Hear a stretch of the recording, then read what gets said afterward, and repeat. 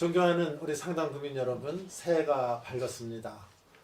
올해는 토끼해라고 그러는데 우리가 슬기롭게 올해를 잘 넘겼으면 좋겠습니다.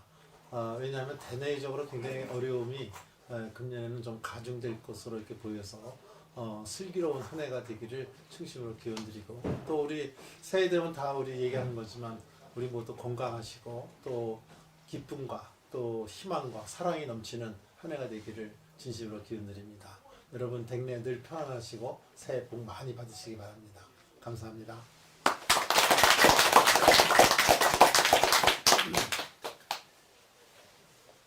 여러 전 지역 주민들 이렇게 뵙게 돼서 반갑습니다. 김해는 새해는 우리는 많은 분들 힘들고 어려운 그런 거 한 해라고 말씀들 하십니다. 그렇다고 해서 우리는 멈출 수 없습니다. 계속해서 도약해야 된다고 생각을 합니다. 토끼의 뒷발로 어려움을 힘껏 훌쩍 뛰어넘는 것처럼 우리 다 같이 힘과 능력과 지혜를 결집해서 도약하는 그런 한 해가 되도록 합시다. 감사합니다. 예, 안녕하세요. 충청북도의회 건설환경소방위원회 위원장 이동호 의원입니다. 먼저 우리 상당구 주민 여러분들과 지난 한 해 정말 같이 함께 살았다는 것에 너무나 행복감을 느끼고 또 감사함을 덧붙여 느낍니다. 오늘 이렇게 우리 정우택 국회 부의장님을 모시고 청주시 의회 김병국 시의장님을 모시고 우리 주민들과 격이 없는 대화를 하기 위해서 이렇게 한자리에 모였는데, 오늘 아주 허심탄회한 그런 대화들이 되시고 2023년도에는 우리 주민들이 정말 뜻하는 바 바라는 바 모두 이루시는 그런 한 해가 되기를 기원드리겠습니다. 감사합니다.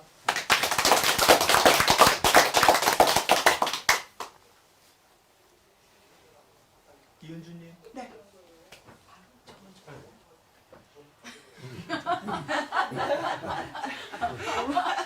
스타트를 이렇게 끊어서 생각지도 못했는데. 저는 40대 주부입니다. 네, 뭐 경제 때문에 이렇게 질문이 있어서 이렇게 질문을 드리는데요. 저희가 예전에 뭐 한 10만 원어치 장을 보면 뭐 쇼핑 카트나 장바구니가 거의 뭐 이렇게 좀 푸짐하다고 10만 원치 샀구나 이렇게 생각을 하고 있었는데, 지금은 언제부턴가 그냥 이게 10만 원어치인가? 한 5만 원어치 정도밖에 안 산 것 같은데 10만 원어치라고 그 영수증을 받아서 다시 한번 꼼꼼하게 살펴보게 되더라고요. 그래서 경제가 도대체 언제 사라질까? 호흡이 될까? 궁금합니다. 네. 그럼 제가 간단히 그냥 말씀 네. 주셨기 때문에 제가 말씀드리도록 하겠습니다. 저는 주부는 아니지만 지금 그 말씀하신 그 장바구니 물가, 네. 저는 충분히 이해합니다. 저는 뭐 제가 경제를 조금 해서 그런 게 아니라 경제 지표를 보면 그게 나타나고 있습니다. 지난해 우리나라 소비자 물가가 5.1%가 올랐습니다. 그리고 장바구니 물가는 7.7%가 올랐는데, 그냥 소비자 물가 5.1% 하면 잘 실감이 안 나시잖아요. 근데 그게 97년, 98년 우리 IMF를 외환위기를 겪지 않았습니까? 네네. 그때 이후에 최고로 오른 물가입니다. 장바구니 물가로 따지면 92년 이후에 제일 많이 오른 물가입니다. 그러니까 지금 우리 주부님께서 얘기하신 것처럼 정말 이거 장에 10만 원 갖고 가야 네. 뭐 이거 예전에 2, 3만 원 산 것밖에 안 되구나. 네. 그걸 피부로 느끼실 거다. 저는 지표를 보고 그걸 느낌을 갖습니다. 그래서 저는 충분히 그 마음을 이해하겠다는 말씀을 드리고, 이게 이제 여러 가지 요인이 있는데, 아까 제가 그 새해 인사에 처음에 그냥 아주 올해는 정말 좋은 해입니다 하고 이렇게 신바람을 내지 못한 게, 그 대내적으로 좀 우리가 어려움이 많습니다. 잘 아시다시피 지금 러시아가 우크라이나랑 전쟁이 지금 장기화됨으로써 해외 원자재 가격의 공급망이 상당히 지금 위축이 됐습니다. 그래서 우리 실물 경제에 지금 영향을 실제로 주고 있고, 또 원자재 가격이 오르는 것 중에 여러 가지 그 유가 문제라든지 또 해외 원자재 가격에 들어오는 것이 또 이게 비싸지고, 또 환율이 높아지니까 국내 물가에 이게 영향을 주고 있습니다. 그러니까 해외 요인이 크게 작용을 하는 거죠. 또 국내적으로도 이제 고금리 상태가 이제 계속 되니까 이 금리가 이게 올라감으로써 굉장히 다른 물가에도 영향을 줘서 금년에도 보면 전기요금, 뭐 다른 공공요금이 지금 상당히 오를 것으로 이미 전기요금은 예고가 나와 있죠. 오른다 이렇게 한 것처럼. 이제 그런 요금이 오르면 또 물가가 또 자극을 받아서 또 물가가 오르게 되고 그래서 이제 우리 장바구니 물가에도 영향을 미친다 이렇게 합니다. 그래서 이번에는 그 소위 그 영어로 하면 퍼펙트 스톰이라고 그래갖고 소위 복합 위기, 복합 경제 위기 이거를 아마 그 경제부총리라고 하는 분이 나와서 가끔 얘기를 할 겁니다. 그래서 우리 복합 위기가 이렇게 다가오고 있습니다. 그래서 같은 제가 아까 슬기롭게 하자는 거는 그런 파도는 분명히 넘쳐옵니다. 파도가 올 때 그 파도를 막을 수가 없다고 한다면 저는 그것을 슬기롭게 그 파도가 넘어가게 하는 것이 저는 현명하다 이렇게 봅니다. 그래서 이제 정부에서도 이 대통령 신년사에도 나오지만 아무튼 이번에 총력전을 펴갖고 그다음에 민생 경제 안정이라든지 이런 거를 깨야겠다. 그래서 여러 가지 각종 강론적 대책이 지금 나오고 있는데 하여튼 정부가 그렇게 최대한 노력을 하고 있고 제가 있는 그 국회에서도 그런 것이 잘 될 수 있도록 법안 마련이나 또 시행에 착오가 있는 거라든지 또 필요한데 좀 예산이 공급될 수 있는 그런 것을 탄력적으로 운영하도록 이렇게 최대한 노력하겠습니다. 하여튼 지금 주신 거의 결론은 경제 활성화를 통해서 모든 것을 풀어나가야 되는데 올해는 경제가 그렇게 수월없지는 못할 것 같다. 그러니까 10만 원 들고 가시지만 그래도 느낌상으로 해도 한 7, 8만 원은 사왔다 하시는 느낌이 갈 수 있도록 네. 정부와 국회가 노력하도록 하겠습니다.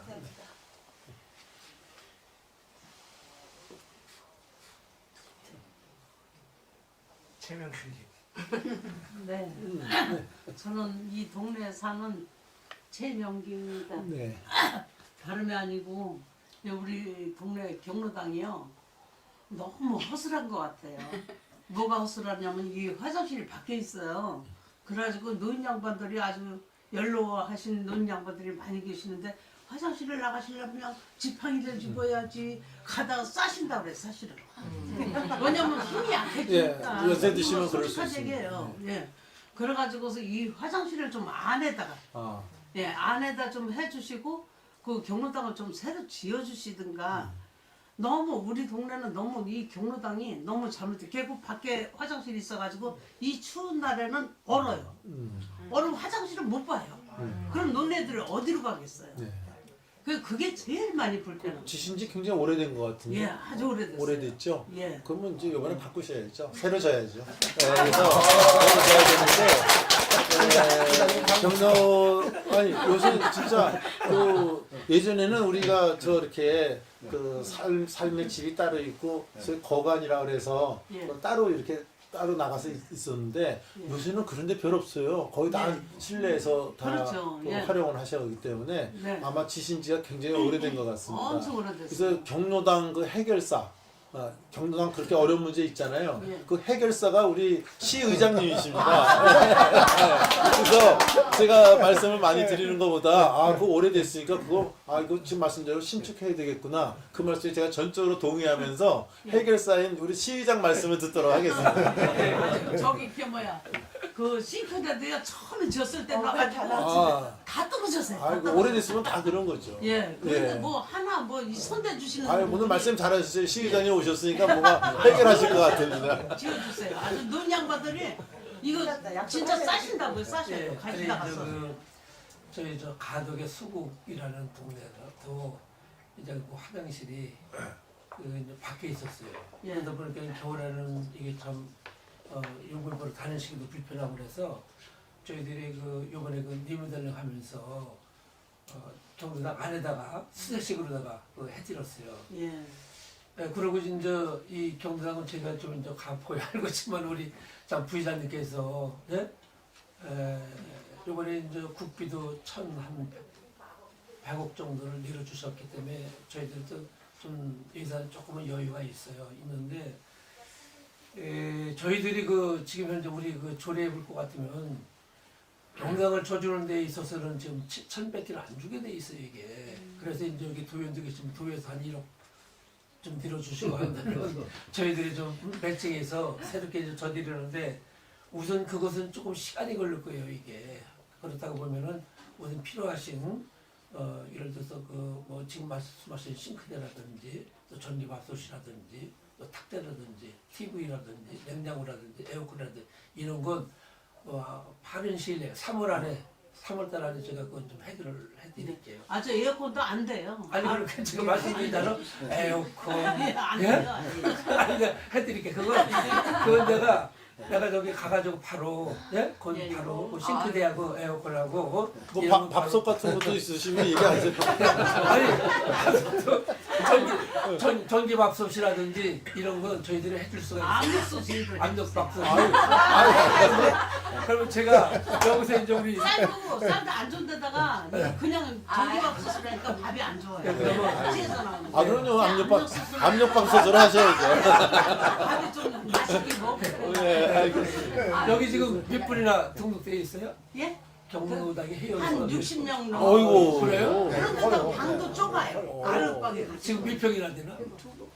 그분 그거 한 몇 열- 명인지는 잘 모르겠어요. 열몇 평비잖아요. 아, 그러면 60명이 이거 2배 한대요. 이거 아니, 이거 이방. 이방 2배는 더 되죠. 좀. 우선 예, 그런데다가 또 이 요즘 가스가 들어와가지고 예, 예. 가스를 이 방을 사용하는데 예. 노인네들이 이거 가스비를 이게 난방비를 시에서 나온다는데 보조해 준다고 그 애는 쓰지 말라고 자꾸 경로회장님이 또 저기를 해가지고 진짜 죽게 살아요. 그냥 그거 아끼느냐고 조금만 뜨거운 버섯 조금만 뜨뜻하면 버섯 불 거라면 난리가 나요. 그냥 그 진짜 그렇게 하고 살아요. 그 지금은 이제 우리가 올해부터 예. 경로당 운영비도 차등해서 지급하기로 돼 있어요. 전에는 일괄적으로 다 지급을 했는데 회원수가 많은 데는 더 드리고 적은 데는 그냥 그대로 주더라도 그래서 회원수가 많으면 좀 올려드릴 거예요. 아, 예, 그게 맞죠. 예, 그래서 지금 이제 말씀하신 대로 불편함 없이 하기 위해서 내가 복지과장한테 주민복지과장한테 현장을 가서 전부 다 좀 조사를 하라고 그럴게요. 그래서 예. 예산은 바로 조치를 해서 불편 없이 해드리겠습니다.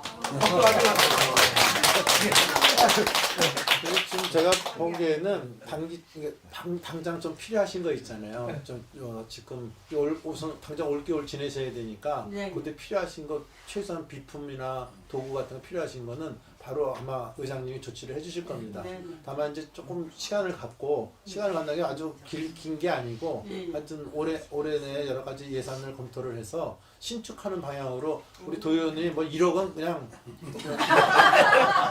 저 주머니에서 꺼내듯이 주실 것 같아서 제가 압력을 느껴요. 그래서 그 도에서 합의해서 장기적으로 저 신축하는 쪽으로 배려해 주시기 바랍니다, 의장님. 네, 알겠습니다. 네, 예. 감사합니다. 예. 감사합니다. 네. 우리 또 다른 저기 우리 학생들 여기 공부하시면서 지내하실 거 있어. 우리 부의장님 어려운 걸음하신 거예요? 우리 최 선생님 말씀 한 말씀 더 살짝 들으면 저는 뭐 예산을 좀 공무원 때부터 해본 사람이라서 말씀을 드리는데 예산은 졸르는 사람한테 줄 수밖에 없어요. 그래서 자꾸 졸르셔야 돼요. 네, 오늘 말씀 잘하셨어요. 아 정말이에요. 네. 아주 진짜 노년분들. 졸르지 않으면 운운하게 먼저 젖주는 거랑 비슷한 겁니다. 예산도 마찬가지입니다. 가만히 있으면 떡 줄 때 기다리면 안 돼요. 막 졸라야 돼요. 이 도의원 시의원님한테 많이 졸르십시오. 네, 말씀하시죠. 네, 안녕하세요. 저는 박은영인데요. 저희가 이제는 요즘에는 물건을 살 때 정말 이 물병 하나 500원짜리 물병 하나 다 카드로 결제를 하잖아요. 그런데 큰 업체 같은 경우는 차라리 더 카드 수수료가 더 낮은데 작은 업체들은 카드 수수료가 의외로 더 높거든요. 그래서 지금 실제적으로 소상공인들한테는 조금 카드 수수료를 낮출 수 있는 법안이나 그런 방법을 좀 강구해 주셨으면 하는 요구가 있습니다. 네. 그 좋은 지적이십니다. 제가 그 금융 쪽도 담당을 했던 그 국회에 이제 여러 위원회가 있지만 정무위원회라는 게 있는데 정무위원회가 우리나라 금융권을 관장하는 그겁니다. 뭐 은행, 뭐 증권, 보험, 뭐 신협 다 관장하는 데인데 제가 이제 정무위원장을 했기 때문에 그냥 조금 아는 범위 내에서 말씀드리면 제가 정무위원장 할 때 0.25%포인트 내려드렸습니다. 근데 소상공인들에 대해서 근데 이제 그것마저도 높다 이런 거죠. 그러니까 그래서 그거를 조금 더 낮추려고 하니까 이게 카드 회사가 이제 정부 기관이면 그 낮추게 하고 좀 이렇게 그게 가능한데 그게 다 지금 주식회사예요. 민간이기 때문에 민간 경제가 돌아가는데 자꾸 소위 관치 금융을 하면 안 된다는 게 이제 일반적인 모든 사람들의 생각이거든요. 그래서 예전처럼 이렇게 관치 금융으로 내리꽂기는 굉장히 어렵습니다. 그러니까 카드 회사들도 자기들 나름대로 자꾸 그렇게 그 수수료를 낮추면 결국은 우리 카드 사용은 다른 많은 또 좀 혜택이 가는 이용권도 없고 뭐 많은 좀 혜택을 좀 볼 수 있는 게 크게 줄어들 수밖에 없다. 결국은 그 소비자들한테 피해가 가니까 그거 함부로 낮추면 안 된다 하고 또 그쪽 사람들은 그쪽 사람대로 아우성을 합니다. 그래서 이제 정부 쪽하고 이제 그런 소비자들의 요구가 있으니까 정부 쪽은 소비자들 쪽을 대변해서 야 이거 좀 어떻게 좀 낮춰보자 이렇게 해서 타협을 봐서 이제 수수료가 지금 현재 결정이 됐는데 지금 말씀하신 대로 그 소상공인들에 대해서는 이제 조금 그 금융 비용이 좀 높은 게 이제 여러 가지 또 그 대기업보다는 그 소위 뭐 까놓고 얘기하면 부도 날 가능성도 많고 신용이 아무래도 등급이 낮다 보니까 우리 금융 원칙에 따라서 좀 부담을 더 하게 이렇게 하는데 하여튼 오늘 그건 또 말씀을 주시니까 또 하나의 그때 좀 낮추긴 했지만 조금 더 낮춰줄 수 있는 방법이 없는지 좀 어려운 분들한테는 오히려 더 받는 게 아니라 조금 더 낮춰줄 수 있는 방법이 뭐 있는지 오늘도 말씀을 주셨으니까 아마 정부에서도 그런 걸 많이 고려하고 있겠지만 우리 국회 차원에서도 더 정부에다가 독려를 하도록 하겠습니다. 오늘 좋은 말씀 주셔서 네, 꼭 고맙습니다. 부탁드립니다. 네, 말씀하세요.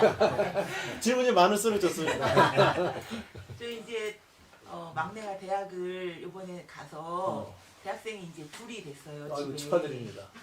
근데 고등학교까지는 어떻게 의무교육 가르치는 게 뭐 큰 부담은 아니었는데 이제 대학생이 2명이 되고 보니까 아이고 이놈들 어떻게 하나 걱정이 되더라고요. 그러시죠. 그래서 이제 등록금에 대한 걱정도 있는데 저번에 텔레비전을 보니까 경상남도인가 거기는 이제 학식 대학생도 무료가 된다더라 그런 이야기도 하는데 충북도 그런 계획이 있는지 궁금합니다. 이게 교육감이 오시라 그런 걸 잘 모르겠는데 제가 교육 행정을 담당하고 있지 않아서 그에 대해 정확한 대답일지 모르지만 그 등록금 소위 반값 할 때도 얘기가 그 많은 그 논란을 거쳐서 반값 그때 행사가 이루어졌는데 무료는 우리 충북은 어려울 것으로 저는 그렇게 전망을 합니다. 근데 뭐 경상도 어딘지는 모르겠지만 이제 한 가지 문제는 지방 대학이 이제 학생 수가 모자라갖고요. 이제 그 점점 그 폐교의 위기에 놓여 있습니다. 그러다 보니까 그 재단 쪽에서 아마 경상 쪽에서 그랬다 그러면 폐교할 수는 없으니까 궁여지책으로. 그러니까 예를 들어서 장사랑 똑같습니다. 장사하고 이거 팔면 내가 손해인데 지금 문 닫을 수가 없으니까 여기다 한참 뭐 그 가구도 놓고 많은 비품도 놓느라고 많은 비용이 들었는데 문 닫는 것보다는 그래도 또 손해를 보더라도 지금 그냥 당분간은 영업을 하는 게 좋겠다 해서 영업하는 경우가 많이 있거든요. 지금 아마 경상도 쪽에서 어느 대학이라고 그러면 제가 보지 않아도 그런 부류의 대학일 거라고 저는 봅니다. 이 지방은 진짜 학생들을 모으기가 어렵습니다.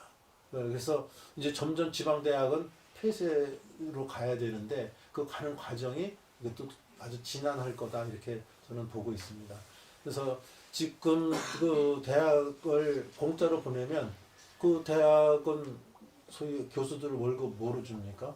또 그 시설 투자도 해야 되고 교육 환경도 여러 가지 지금 바뀌면서 여러 가지 교육 시설도 개선하고 이래야 되는데 결국은 무슨 돈에서 나가야 되냐? 만약 그렇게 이루어진다 그러면 그건 또 우리 국민들이 내는 세금에서 뭐 보전해 줄 수밖에 없는 거거든요.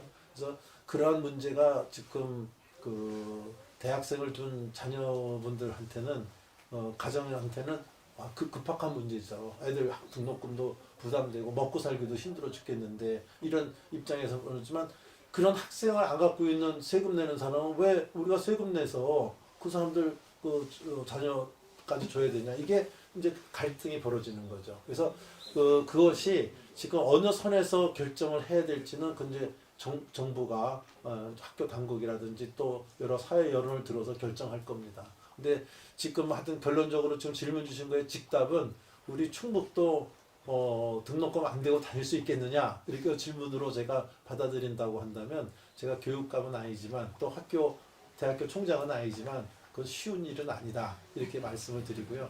우리 저 사모님이 여기서 돈을 많이 벌으시기 바랍니다. 말씀을 드립니다. 한 달이십니다. 그리고 이제 만약 문제 안 될 때는 그 학자금 대출이 있습니다. 그 장학재단이라는 게 있습니다. 한국 장학재단에서 그 등록금을 그 대출을 해줍니다. 그래서 그걸 활용하고 사회에 나와서 제가 돈 벌면서 등록금 했던 거를 갚아나가는 그런 제도도 있으니까 한번 그 학자금 그게 부담되시면 그 등록금이라든지 이런 거를 융자해주는 장학재단 쪽하고도 하고 학교 당국에서 또 그걸 알선해 줍니다. 그래서 학교 당국하고 잘 하시면 되고 제일 좋은 건 돈 좀 많이 버십시오. 볼 수 있게 해주세요. 많이 벌지. 또 말씀 시기 있나? 우리 또 도의사님 뭐 하실 말씀 없어요? 뭐 지금 뭐 학교 그 학자금 얘기도 나왔습니다만은 제가 볼 때는 지방에서 졸업하는 학생들의 어떤 그 지역에서의 어떤 취업 문제 이런 것도 좀 심각하게 좀 고민을 해봐야 될 것 같습니다. 뭐 서울로 다 올라간다 그러다 보니까 또 서울과 지방의 어떤 격차가 좀 자꾸만 더 심해지는 것 같고요. 그래서 여기서 취업을 하려고 그러면 여기서 취업을 할 만한 자리가 있어야 된다고 생각을 합니다. 그래서 그 부분에 있어서 부의장님이나 저 의장님께서 저 어떤 큰 회사라든지 취업을 해서 일할 수 있는 그런 회사들을 많이 유치해 주시면 이 지역에 있는 그 학생들이 또 쉽게 좀 취업을 할 수 있지 않을까 이런 생각을 합니다. 제가 그냥 답변할까요? 의장님 말씀하시는 제가 자꾸 답변하는 아니 아닙니다. 의장님이 박사신데 제가 이거 잘 모르는 사람 여기까지 제가 답변을 그럼 드릴게요. 그게 지금 말이죠. 이게 구직을 하는 사람하고 구인을 하는 사람하고 항상 이게 모순이 돼요. 중소기업이라든지 이런 물론 대기업도 마찬가지지만 하면 여기서 지방에서 사람을 구하기가 어렵다는 거예요. 지금 좋은 회사가 원래도 가장 못 오는 원인 중에 하나가 여기 지방에서는 쓸만한 사람을 구하기가 어렵다는 걸 항상 하소연합니다. 회사는 사람을 구하기가 어려워요. 근데 또 직장을 구하는 사람은 아이고 정말 직장 구하기가 별따기다. 이렇게 하고 서로 이게 모순되는 점이 있는데 조금 이제 다른 각도에서 보면은 요새 우리 전문 우리 대학생 이제 앞으로 큰 희망을 갖고 대학생이 되시는 분도 있지만 요새 저는 우리 젊은 친구들한테는 두 가지를 얘기하고 싶습니다. 하나는 조금 힘든 일은 안 하려고 그래요. 젊은 사람들.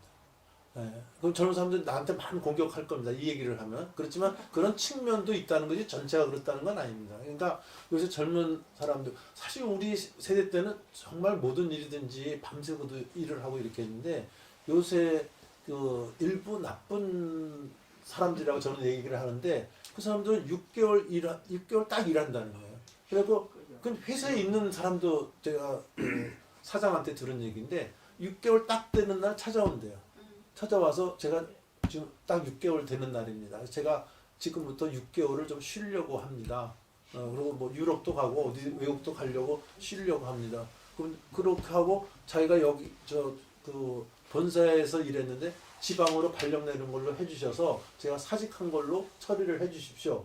그래서 그렇게 해서 저 사직서를 갖다가 저 노동청에다 내면은 노동청에서 그동안 월급 받은 거에 70%를 준다는 거예요. 실업급. 네, 실업급여라는 걸. 70급 그러면 6개월 딱 뒤인데 제가 6개월 후에 돌아옵니다 그러는 거예요. 그래서 제가 그 사장한테 아니 그렇게 하고 나가는 사람을 6개월 후에 또 받아줘. 그럼 이런 질문을 하면 그래도 우리 회사에서 오래 있어갖고 숙련이 돼 있어서 새로 들어오는 사람은 저 사람이 6개월 후에 다시 와서 다시 근무한다 그러면 받아주는 게 더 좋다는 거예요. 회사 사장은. 요새 그런 사람들도 있어요.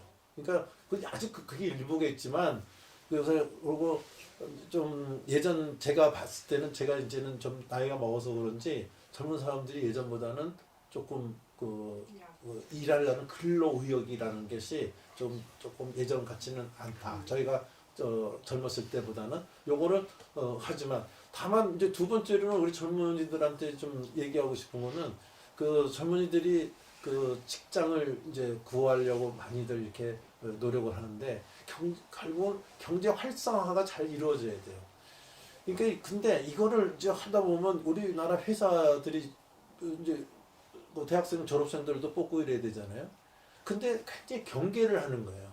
그 이유가 뭐냐? 노동조합에 가입을 하는 거예요. 이 사람들이 들어와. 이걸 지금 기업하는 사람들 들어보면 제가 아는 기업인들 만난 사람들은 요새 이제 노조 때문에 못 하겠다는 거예요. 기업을 못 해먹겠다고 하는 그 기업가들을 제가 많이 봅니다. 우리 강성 노조들, 그러니까 노조가 나쁜 게 아닌데 강성 노조들이 불법 파업을 하고서 그 방해를 하는 이런 행태가 지금 벌어지니까 이것에 대해서 기업들이 그 근로자들을 뽑는 것을 굉장히 정말 힘들어하고 차라리 한국에 투자하느니 미국 같은 데는 다른 데 가서 투자하겠다는 거예요. 여기서 투자해갖고 그 사람들 뽑으면 이게 노조에 가입해갖고 힘들게 기업을 하니까 이렇게 하겠다는 겁니다. 그래서 저는 노사가 잘 화합을 이루는 공조사회를 우리 이제 정치하는 사람이나 이런 기성세대들이 만들어야 되는데 지금 우리나라가 그게 안착이 안 됐습니다. 그래서 지금 노사 간의 갈등이 심하다 보니까 그 기업들도 투자를 잘 안 하려고 하고 있다 이렇게 생각을 합니다. 그래서 이런 여건이 좀 잘 개선되고 기업할 수 있는 환경을 자꾸 만들어 줌으로써 그래야 기업도 투자를 하고 투자를 해야 또 고용도 창출이 되지 않겠습니까? 그래서 이런 선순환이 이루어지도록 저희들도 노력을 하겠습니다. 그래서 젊은이들도 근로의욕 좀 강하게 가지시고 또 우리가 경제도 좀 활성화가 돼서 내가 갈 수 있는 취업할 수 있는데 얼마든지 취업할 수 있고 이런 사회가 지금 만들려고 하는데 올해도 또 대내 여건이 아까 말씀드린 대로 어렵다고 해서 힘들겠지만 이런 선순환의 그 경제 구조가 이루어져야 되겠다 이렇게 생각을 하고요. 일단 당장은 구인단 구직단이 서로 그러니까 가끔 우리 청주체육관 가면은 거기 그 기업 취업 박람회 뭐 이런 것도 하고 해서 서로 구인 구직 간에 만나는 이런 기회도 많이 갖도록 하고 정치도 안정이 돼야 기업들이 투자를 합니다. 정치가 불안정하면은 기업들이 투자 잘 안 합니다. 그래서 정치도 좀 안정화돼서 기업들이 투자할 수 있는 여건을 많이 만들어 드리면 그 지금 선생님이 말씀하신 그 문제도 좀 해결해 나갈 수 있지 않을까 이렇게 생각합니다. 그러니까 사회가 안정되고 저 북한에서 자꾸 뭐 미사일 쏘아대는데 김정은이도 그런 짓 하지 말고 뭐 무인기를 띄워갖고 막 대통령실 위에도 띄웠다고 하면 이게 나라가 안정이 되겠습니까? 그래서 우선 안보도 안정이 되고 사회도 안정이 되면서 노사가 화합을 이루는 그런 시대가 오면 아마 우리 젊은이들이 취업할 수 있는 기회가 많이 생기고 또 노인 어르신들도 마찬가지입니다. 노인 어르신들의 지금 제일 큰 고민을 여론조사를 해보면 노인 일자리입니다. 내가 아직도 좀 움직일 수 있고 내 힘이 있는데 어디 가서 취업할 데가 없다는 거예요. 뭐 그냥 애기 보고 소일거리로 이렇게 지낼 수는 없으시잖아요. 그분들도. 그래서 이런 노인 일자리도 그런 데서 다시 창출이 될 수 있기 때문에 하여튼 이런 시대가 좀 왔으면 좋겠습니다.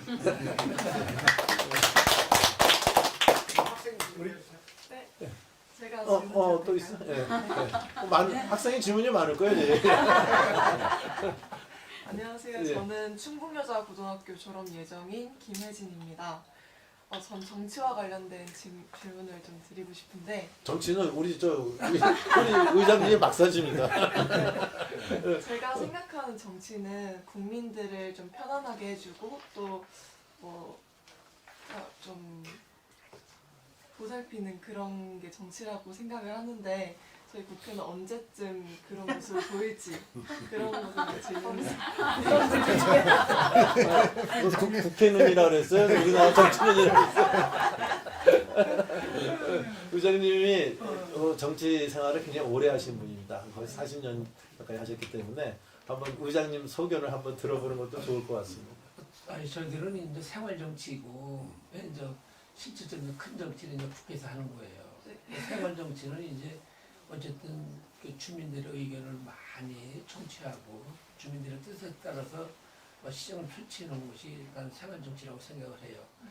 그렇기 때문에 이제 저희들 같은 경우는 늘 이렇게 이제 주민들하고 소통하면서 또그 주민들의 뜻을 따라서 이제 바르고 시정에 반영하는 그러한 것이 저희들은 그 지방에서 지방자치, 풀뿌리 민주주의, 바로 그 생활 정치라고 생각을 합니다. 이것이 이제 바로 우리 지역 주민들의 바로 그 삶의 질을 좀 높이고 또 누구나 그 행복하고 안전하게 살 수 있도록 하는 것이 이제 저희들의 같은 이제 소망인데 물론 뭐 여야가 아무튼 있다 보니까는 그 의견이 좀 대립할 수도 있어요. 그런 것은 자꾸 이제 대화를 통해 가지고서 서로 소통하면서 하나하나 이제 풀어나가는 것이 바로 우리 시민들한테도 안정감을 주고 희망을 주는 그런 거 정치라고 생각해서 저희들은 뭐 일단은 그 청주시 의회 같은 경우는 이제 21대 21이지만은 저는 뭐 늘 야당 의원들과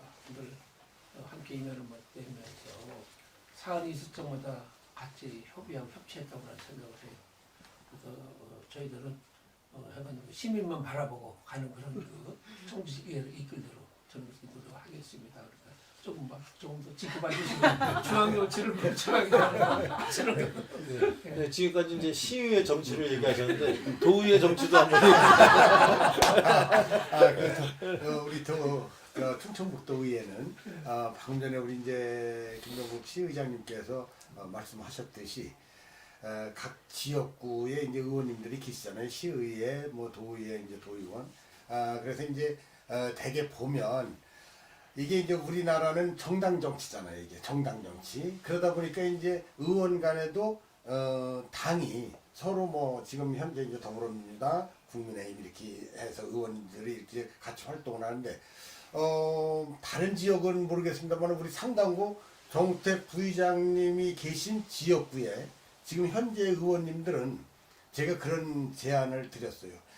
우리는 정말 주민들 우리가 처음에 입후보할 때 주민들의 요만한 작은 목소리도 정말 기울이겠다라고 우리가 말씀들을 드렸잖아요. 그래서 거기에 부합하기 위해서 같은 지역구 내에 타당 의원님들하고도 똑같이 우리 주민들이 한마디 하면 그걸 가지고 우리 같이 논해서 지역의 이제 면장님들이나 동장님들과 이렇게 활동을 하고 있습니다. 그래서 우리 지역 주민들께서 물론 기대치에 100% 부합은 하기가 어렵다라고 보겠지만 제가 특히 저는 여기 이 서원이 나온 도의원이거든요.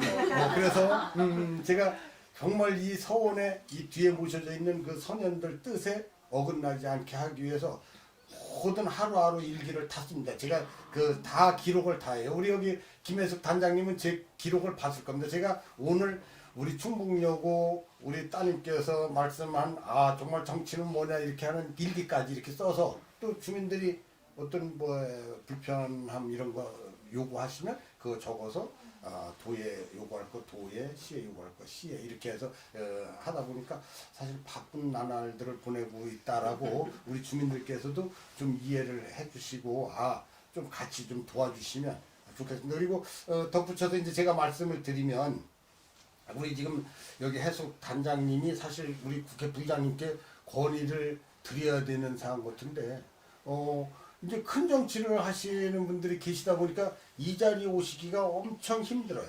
더더군다나 뭐 국회 부의장님이 대한민국 서열로 7위예요. 그러다 보니까 국가를 위해서 그 국빈으로 이렇게 나가는 일이 많으시더라고 제가 옆에서 보니까요. 그래서 왜 우리 정우택은 안 와 이렇게들 하시지 말고 저분이 정말 국가를 위해서 정말 어느 때는 서울에서 청주를 2번 반을 왔다 갔다 하실 때가 있어요. 그러면 뭐 그냥 왔다 갔다 하는 게 아니고 업무가 또 있으시잖아요. 그러다 보니까 잠잘 시간도 없을 때도 제가 볼 때는 정말 저분이 체질이구나 하는 거를 저는 옆에서 보는데 이런 거는 우리 주민들도 정말 같이 저분들 열심히 하는구나 라고 좀 인식 좀 해주시고 또 홍보를 나만 알지 말고 홍보해 주시고 그래서 우리 정치를 이제는 자꾸 정치라는 것을 옛날 마냥 어떤 싸우는 적 이런 걸로 보지 말고 저분들 정말 제가 가서 직접 접해 보니까 정말 열심히 주민들을 위해서 사명감을 가지고 하는구나라고 봐주시면 좋겠습니다.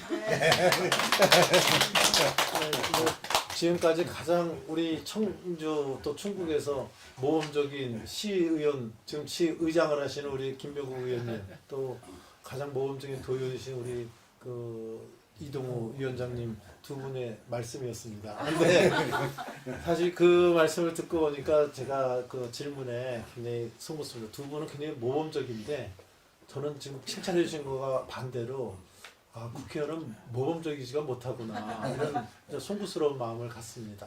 여러분들이 보실 때는 국회가 맨날 싸움만 하는 거 아닌가 이런 생각을 갖게, 또 그렇게 저도 현장에 있어 보면 저도 그런 걸 많이 느낍니다.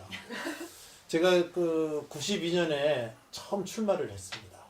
92년 물론 떨어졌지만 처음 국회의원 출마를 했으니까 지금 22년이 지나고 23년 되니까 내가 한 30년, 31년이 이제 돼 가는데, 그때 88년에 4.16 총선이라는 게 있었어요. 4월 26일에 총선이 있었는데 그때 여소야대, 지금도 여소야대라고 그러는데 여소야대가 딱 벌어졌어요. 4.16 총선 딱 치르고 뚜껑을 여니까. 그러니까 여소야대가 되니까 여태까지 그 국회 상임위원장이 다 여당에서 상임위원장이었는데 처음으로 지금처럼 야당 상임위원장이 나오기 시작하는 거예요, 그때. 네. 그래서 그렇게 변화가 또 생기고, 또 국정감사도 유신 72년 유신 날 때 국정감사라는 게 없어졌다가 88년에 그게 부활이 됩니다. 그러니까 뭐 상당히 이제 세상이 달라져서 가는데, 그래서 정부가 이제 국회가 이렇게 변하니까 정부가 긴장을 했습니다. 그래서 그때 제가 다른 국회, 제가 경제개혁원이라 지금 기획재정부라는 데 제가 있었는데, 거기에 있었을 때 제가 다른 부서에 있었는데 기획관리실로 제가 붙잡혀갔어요. 정부가 긴장을 해갖고 국회 저렇게 막 변하니까. 그래서 저한테 명함이 하나 이렇게 딱 새겨졌는데, 경제개혁원 국회 담당 정우택 이렇게. 그래서 제가 국회 담당이었습니다. 88년부터. 그러니까 매일 국회를 제가 하루에 한 번은 최소한 2번을 가서 이제 국회 동향도 보고 또 여러 가지 했는데, 그때 봤던 국회 행태랑 제가 지금 30년이 지나서 제가 지금 국회의원을 지금 5선이나 하고 있는데, 지금 제가 현재도 몸담고 있는 국회 행태가 솔직히 말하면 하나도 안 변했어요. 다른 산업 부분이나 다른 부분은 비약적으로 발전했어요. 근데 다만 정치만 이게 발전이 안 됐다고 저는 그렇게 느끼고 있는 사람입니다. 그러니까 지금 우리 학생의 질문에 저는 굉장히 부끄러움을 느낍니다. 송구스러운 마음을 느낍니다. 그래서 이게 왜 그런가. 근데 두 가지에서 찾을 수 있습니다. 하나는 정치를 하는 사람들의 어떤 이념적 차이에서 오는 게 있고, 하나는 제도적 문제에서 오는 게 있는데, 그걸 다 지금 얘기하기는 어렵지만 제가 보기에는 굉장히 지금의 또 여소야대 형태가 벌어지고, 대통령은 국민의힘이지만 국회의 다수당은 민주당입니다. 그래서 이 상권 분립이 되어 있기 때문에 이 입법부가 제대로 안 해주면 정부가 하나도 할 수가 없어요.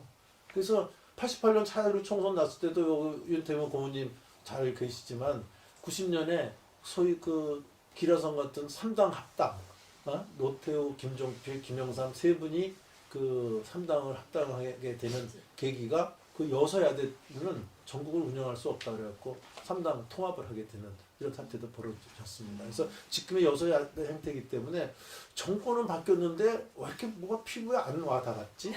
뭐 바뀌었으면 뭔가 국민들이 염원했던 거라든지 이런 게 좀 술술 풀렸으면 좋겠는데 왜 하나도 안 되는 거야? 이런 갑갑함을 많이 느끼실 수도 있습니다. 근데 윤석열 지금 대통령이 후보 시절에 공약을 뭐 많이 하지 않았겠습니까? 내가 대통령이 되면 이렇게 하겠다. 근데 법을 그렇게 하려면 법을 바꿔야 되는 내용이 굉장히 많이 있습니다. 그래서 이 윤석열 정부가 취임하고서 6개월 동안 77개의 법안을 이걸 해달라. 그래야 윤석열 철학을 갖다가, 정부의 철학을 갖다가 이행할 수 있다 그래갖고 국회에서 77건 냈는데 한 건도 처리 안 해줬습니다.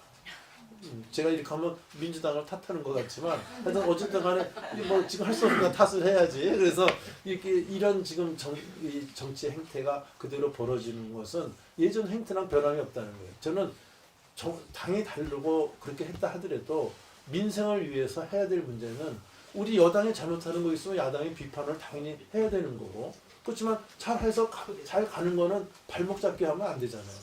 근데 지금은 제가 보기에는 제가 부의장으로서 봤을 때는 너무 발목 잡기, 그러니까 우리의 그 민생도 발목 잡기고 그 발목 잡기를 이루어지니까 이게 뭔가 지금 전혀 국회가 작동이 잘 안 되고 있습니다.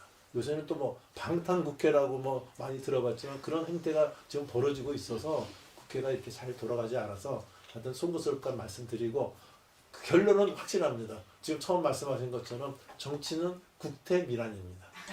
나라가 편안하고 백성들이 잘 사는 게 그게 정치의 목적이고 우리 궁극적인 우리 화평시대 아니겠습니까? 그래서 그렇게 가야 되는데 현재 그러지 못하다. 그 책임은 뭐냐? 국회의원 네가 책임져라. 제가 송구스럽다는 말씀으로 답변을 대신하겠습니다. 감사합니다. 저도 질문 있습니다. 예. 저는 상당구 용암동에 살고 있는데요. 네. 저 선거를 할 때마다 보면은 그 선거 책자에 항상 상당구 발전을 위해 힘쓰겠습니다. 네. 상당구의 발전을 제가 이루겠습니다. 이런 말들이 어떤 의원님들이나 다 이렇게 있으신 것 같아요. 그 근데 상당을 저해하기 위해서 나오겠습니다. 그런 사람 없어요. 근데 이제 사실 발전을 한다 그러면 이제 좋아진다는 그런 의미로 지금 말씀하신 것처럼 그런데 사실 나 사는 거가 얼마나 더 좋아져 이런 걸 느끼지 못하면 얼마나 발전되고 있는지 이거를 저희가 체감으로 느끼기가 사실 조금 어렵거든요. 네. 그래서 이제 모든 게 다 좋게 할 수는 없으니까 여기 다 상당구 담당이시라고 하니까 의원님이나 의장님이나 위원장님이나 상당구 발전이라는 게 어떤 방향이 상당구의 발전이라고 생각하셔가지고 의정 활동을 하시는지 그런 게 있으시면은 제 삶이랑 그런 게 얼마나 관련이 될까 그런 걸 저도 생각해 보고 싶고 정치에 관심을 가지게 될 것 같아서 그런 게 있다면 말씀을 한번 들어보고 싶습니다. 의장님 하실래요? 제가 답변을 맞아, 그래요. 지금 정말 제가 이제 마지막 시간이 얼마 남지 않아서 국회 부의장님께 건의드리려고 했던 사항 중에 인간이 살면서 지금은 이제 핵가족 시대가 됐잖아요. 이제 자녀가 하나 둘. 그래서 자녀 하나 둘이 행복을 누리기 위해서는 본인이 추구하는 그런 삶을 살 때 정말 행복함을 느끼는 건데 지금 우리가 산업화하면서 계속 숨가쁘게 쭉 달려왔잖아요. 이제는 우리가 뭔가 자기 자신을 위한 이런 삶을 영위하기 위해서 너나 없이 노력을 해요. 그래서 그 맥락에서 사실 이 서원을 개방을 한 겁니다. 이 서원을. 그런데 개방을 딱 하고 보니까 지금 학생들이 오셔서 이제 이게 개방한 지 이제 5년 차 지금 들어갔는데 여기가 제한 공간이었었어요. 옛날 학교였지만 1570년에 이 서원을 건립해서 학교로 시작을 했는데 여기 이제 제한 공간으로 이렇게 이제 오다가 이렇게 이 공간을 내비두면 안 되겠다 해서 개방을 해서 지금 이제 활용화 사업단 학생들이 와서 공부를 해요. 그러다 보니까 그러면 저 학생들이 이 뒤에 지금 부지가 이 서원 거거든요. 다 이 산이 이거를 시민들한테 돌려 상당구 특히 상당구 이게 청주시 산 1번지예요 여기가. 그럼 1번지부터 뭔가를 좀 바꿔주는 게 필요하지 않을까. 이게 정말 우리 상당 구민들의 발전이지 않을까. 도시개발은 다 됐어요 지금. 도시개발이 돼서 뭐 크게 불편함은 없이 살기 때문에 그러면 자기개발을 하기 위해서 지금 여기 계신 학생들 마냥 공부할 수 있는 공간 또 내가 체력이 되면 뒤에 등산할 수 있는 공간이 여기 있음에도 그게 안 됐기 때문에 그걸 제가 바로 우리 부의장님께 지금 우리가 공부를 열어보니까 처음에는 요 공간 갖고도 됐었어요. 그러다가 안 돼서 지금 밑에 관리사까지 이제 지금 저 학생들한테 내드렸는데 그거를 보니까 또 뭐 여름에 또 비가 조금 새네. 그래서 지난해에 부의장님께 우리 학생들이 공부할 수 있는 시민들이 여기 주차를 하고 산을 등산할 수 있는 공간을 좀 열어주면 좋겠다라고 해서 건의를 드려서 지금 체험관 요거를 지금 하고 있는데 작년에는 이게 뭐 갑자기 제가 올려드렸더니 갑자기 돈이 어디 있어요? 뭐 그 막 7, 80억씩 되는 돈이. 그래서 지금 부의장님께서 검토하고 계시면 그게 이제 될지 안 될지는 저도 모르겠습니다. 뭐 부의장님이 해주셔야지 되는 거니까 그렇게 되면 우리 상당구의 작은 것서부터 또 여기 이제 저도 또 역시 도에서 제가 개발공사 사장님께 이쪽에 우리 저 선프라자 있잖아요. 거기서부터 이쪽에 뒤에 이정골 그 저수지까지 이제 우회도로가 여기 이제 그 도로가 나다 보니까 이거 취락지구가 되니 시장님하고 우리 도하고 국비를 좀 보조를 받아서 여기에 우리 청주 시민들이 정말 애기들을 데리고 자연스럽게 와서 걷고 즐길 수 있는 이렇게 좀 잠깐의 여유를 즐길 수 있는 어떤 그 한옥 체험마을 같은 거를 구상하면 어떤가 한번 그림을 그려보자 라고 지금 하고 있으니까 조금씩 발전해 나간다고 보시면 될 것 같습니다. 그래서 부의장님께 건의 한번 하세요. 여기 체험관 좀 쳐달라고. 부탁드립니다. 그거 말씀하세요. 그 얘기 하시려고 질문하신 거예요? 그거를 말씀하셔야죠. 진짜 시급한 문제가 많아요. 예. 아까 저기 노인정도 좀 예. 새로 해드려야 되겠지만 지금 부의장님 오신다고 하니까 저희들이 차를 다 빼놨어요. 다 그냥 곳곳에 동네 곳곳에 갖다 놓아놨거든요. 예. 그만큼 주차 시설도 협소해요. 그런데 여기 지금 연 3,500명의 학부모가 옵니다. 여기 이용객들은 학생들만이 아니고요. 그 어린이서부터 조손까지 다 3대가 어려서 온 청주 시민이 다 오는 곳이에요. 그런데 주차장도 적죠. 비 오면 천막 치죠. 지척지척하죠. 서원에서 하는 프로그램과 이쪽이 또 가까워서 도시에서 바로 가까워서 이 힐링 장소가 좋은데 너무 열악하다라고 오히려 시민들이 저희들한테 혀를 끌끌 차면서 더 이렇게 안 됐어 하고 그런 분위기가 지금 굉장히 높습니다. 예. 네, 잘 알겠습니다. 근데 아까도 운하게 젖준다고 하잖아요. 이게 또 결국 예산하고 관련되는 거 아니겠습니까? 울으셔야 됩니다. 네. 왜냐면 제가 말 표현이 서툴러서 죄송합니다만은 다른 데서도 여기 급하다. 그러니까 서로 도로를 닦아준다 하더라도 도로를 닦으려는데 예산은 한정이 돼 있고 그러니까 어디를 먼저 닦을 건가를 결국 우리 사람이 정하는 거 아니겠습니까? 즉 공직자들이 정하겠죠. 주민들하고 협의해서 그러면 다 서로 다 이제 우는데 울지 않으면 이건 우선 아웃이고요. 그러니까 표현이 좀 이상하지만 그 얘기는 시급성에 따라서 우선순위가 정해집니다. 근데 제가 여기 신앙선 초문연을 우리 그때 와서 우리 원장님도 뵙고 이렇게 했는데 여기 신앙서원을 조금 큰 규모 차원에서 뭐 표현이 이상하지만 좀 개발을 좀 하자. 그래서 여기가 우선 들어오는 길이 이래 갖고서는 사람들이 오겠습니다. 저번 때 들어올 때 아주 힘들게 들어왔습니다. 네, 그래도 오늘은 차를 빼주셔서 그런지 잘 들어왔지만 그래서 저 이번에 우리 원장님이랑 몇 분들하고 아마 이거에 대한 좀 계획이 아마 그래도 신앙서원 쪽에서 여러 가지 생각을 갖고 계신 거를 좀 얘기를 해주시고 또 뭐 우리 이동우 의원님이나 또 우리 시의장이 계시기 때문에 이게 협의를 해서 여기를 한번 시민의 어떤 공간으로 좀 만들 건지 여러분의 어떤 합의된 형태가 나와야지 되지 그냥 단편적으로 여기 조금 저기 조금 해서는 좀 안 될 것 같아요. 신앙 서원의 경우에는 그래서 종합적 계획에 대한 이런 아이디어들이 좀 주민들하고 충분히 협의가 된 최종안이 형성이 되면 저희들이 소위 그 뒤에 이제 예산 들어가는 거는 저도 노력을 하겠습니다. 그래서 그런 과정을 좀 이렇게 밟아주셨으면 그래서 체험관도 짓고 뭐 노인정도 좀 바꾸고 좀 이렇게 청주 같이 문화 1번지로 만들어 주세요. 저희도 열심히 할게요. 저쪽 동네에서도 문화 1번지 해달라는데 경쟁이십니다. 네, 또 아까 질문하실 때 굉장히 거창한 질문을 하셔서 그거 하려고 했는데 결국 체험관으로 줄여들어가요. 네, 오늘 오랜만에 우리 상당 주민 여러분들하고 이렇게 자리를 하니까 너무 좋은 자리인 것 같아요. 더군다나 오늘 시의회에서 우리 시의장 하시는 김병국 의원님 여기 지역구시죠? 예, 저는 예, 아, 옆 동네인가요? 예. 그렇지만 그 상당구에 우리 저 의원이시고 우리 도의원 저 이동호 의원님도 오셔서 이렇게 국회의원과 도의원, 시의원이 같이 앉아서 주민들하고 얘기를 나누는 거 이게 우리가 원래 주민잔치를 실시하려던 목적입니다.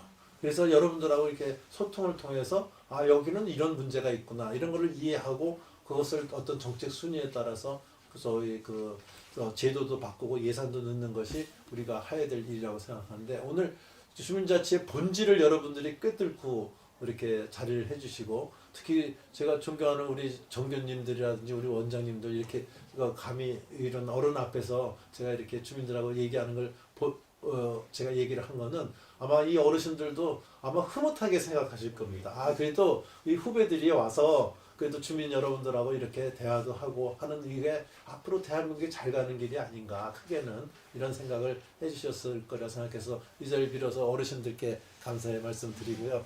네, 만수무강하시라고 우리 박수 한번 또 오늘 질문을 들어보니까 뭐 우리 그 노인 복지 문제부터 시작을 해서 교육 문제, 취업 문제, 소상공인 문제, 우리 장바구니 물건까지 이렇게 얘기가 나와서 오늘 정말 좋은 얘기를 나눈 것 같습니다.